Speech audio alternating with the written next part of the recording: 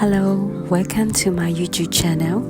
ဒီနေ့မှာတော့စင်ကာပူနိုင်ငံအနောက်ပိုင်းမှာတည်ရှိတဲ့ Woodland ဆိုတဲ့နေရာလေးဟာတစ်ပင်တွေနဲ့ဝင်ရမ်းထားပြီးကျင်းငတ်တန်တွေနဲ့တဘာဝအေးချမ်းမှုခန်းစားနိုင်တဲ့တိတ်ဆိတ်လှပတဲ့နေရာလေးတစ်ခုပဲဖြစ်ပါတယ်ရှင်။မလေးရှားနဲ့စင်ကာပူနယ်စပ်နားမှာတည်ရှိလို့တစ်ဖက်ကဝင်ရောက်လာတဲ့သူတွေအတွက်အနားယူပန်းဖြေဖို့တင့်တော်တဲ့နေရာလေးပါရှင်။ Woodland ရဲ့အနီးနားမှာရှိတဲ့ဖူးကောင်နေရာများကလည်းဈေးနှုန်းသက်သာပြီးအရသာလည်းထူပါတယ်ရှင်။အခုပဲမြည်ဆန်းကြရအောင်နော်။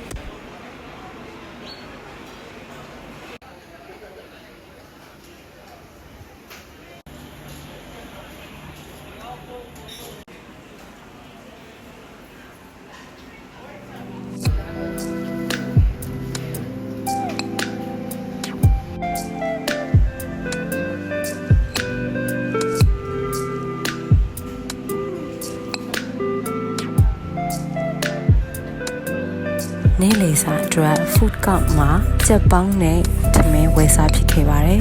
။ကြက်ပေါင်းတစ်ဝဲကိုစင်ကာပူ$3ပေးရပါတယ်။မြန်မာငွေနဲ့ဆိုရင်1000ကျပ်ဝန်းကျင်ပဲကျမှာပါ။ပါဆယ်အတွက်ကြက်ပေါင်း2တုံးဝယ်ခဲ့ရမှာစင်ကာပူ$5ပဲကျပါတယ်